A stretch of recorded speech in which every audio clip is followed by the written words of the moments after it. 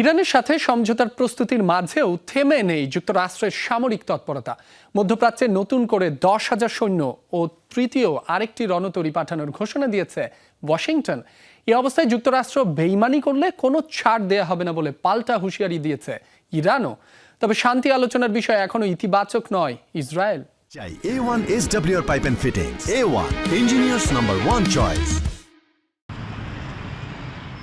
Washington ও তেহরানকে একটি দীর্ঘস্থায়ী সমঝোতায় আনতে চলছে ব্যাপক তোড়জোড়।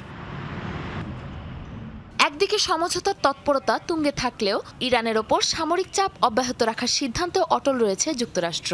মধ্যপ্রাচ্যে আরও 10,000 সেনা মোতায়েনের পাশাপাশি পারস্য উপসাগরে তৃতীয় মার্কিন রণতরী USS জর্জ H.W. বুশ প্রেরণের ঘোষণাও দিয়েছেন মার্কিন প্রেসিডেন্ট। অব্যাহত রয়েছে হরমুজের বিভিন্ন এলাকায় মার্কিন অবরোধ। আলোচনা নিয়ে খুব একটা সন্তোষজনক অবস্থানে নেই ইসরায়েলও। ইরানকে কোনো প্রকার ছাড় দেওয়া হবে একটি ঐতিহাসিক ভুল, মার্কিন প্রেসিডেন্টের প্রতি এমন মন্তব্য ছুড়েছেন ইসরায়েলের প্রধানমন্ত্রী বেনিয়ামিন নেতানিয়াহু।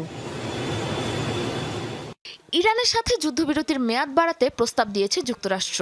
একাধিক প্রতিবেদনে প্রকাশিত এমন তথ্যকে সরাসরি নাকচ করে দিয়েছেন white house press secretary Karoline Leavitt. বেশ কিছু প্রতিবেদনে এসেছে যুদ্ধবিরতির মেয়াদ বাড়ানোর অনুরোধ জানিয়েছে ওয়াশিংটন, যা সম্পূর্ণ ভুল একটি তথ্য। আমরা আলোচনা ও সমঝোতার প্রক্রিয়া চালাচ্ছি, তবে হোয়াইট হাউস থেকে আনুষ্ঠানিকভাবে কিছু না জানানো পর্যন্ত কোনো কিছুই চূড়ান্ত নয়।